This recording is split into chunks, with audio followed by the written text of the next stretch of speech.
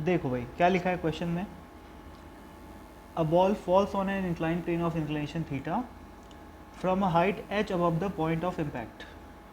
तो यहाँ पर देखो, इस पॉइंट से बॉल अपन रिलीज़ किए हैं और यहाँ से लेकर यहाँ तक की जो डिस्टेंस है वो h है और यहाँ पर वो इम्पैक्ट कर रहा है, ठीक है ना। तो h above the point of impact मतलब ये वाली जो डिस्टेंस है अपने को h दी हुई है। Makes a perfectly elastic collision, perfectly elastic collision हो रहा है। तो आगे पूछा हुआ है where will it hit the plane again. तो अब इस मोशन को समझो थोड़ा सा।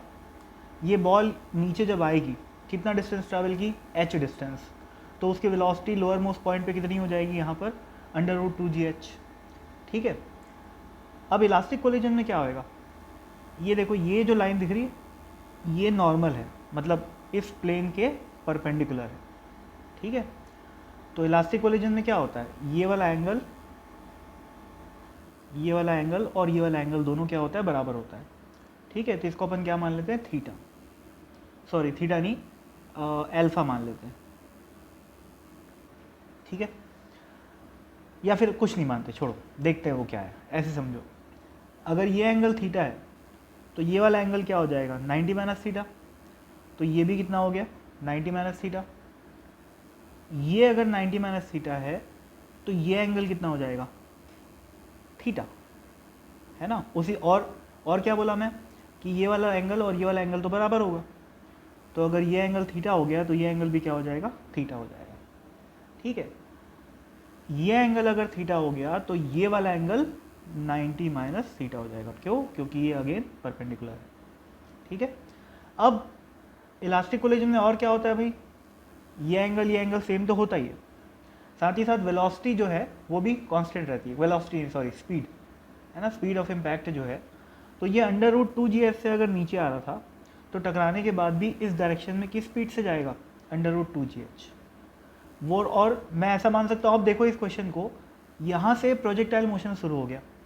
कौन सा प्रोजेक्टाइल मोशन, वो वाला अलोंग द इंक्लाइन प्लेन वाला, ठीक है, जिसमें उसको किस एंगल पे फेंका गया है, 90 माइनस थीटा एंगल पे फेंका गया है with an initial velocity of √2gh, ठीक है।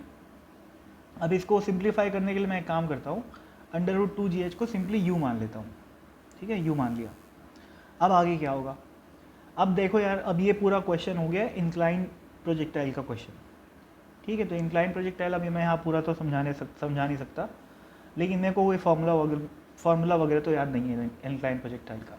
तो अब क्या करें, तो मैं क्या करता हूँ, अपन इस वेलोसिटी को दो हिस्सों में तोड़ देते हैं, ये वाला और ये वाला।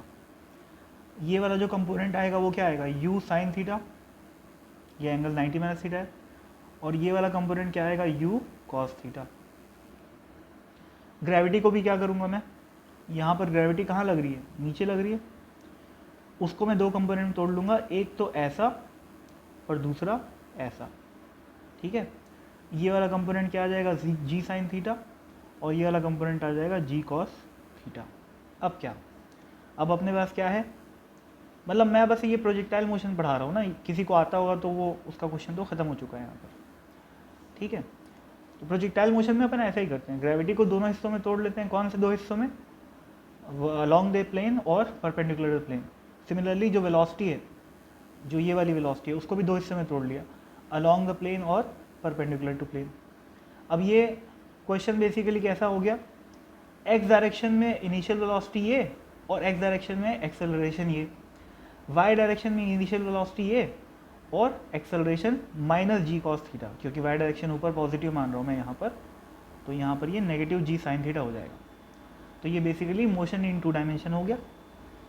अब आगे बढ़ना कैसे है, वो प्रोजेक्टाइल मोशन मैं यहाँ पर पढ़ा नहीं सकता, क्योंकि अपन इस क्वेश्चन को सॉल्व करना अपना टारगेट है। इसके आगे अगर किसी को प्रोजेक्टाइल आता है तो वो आगे बढ़ सकता है, ठीक है।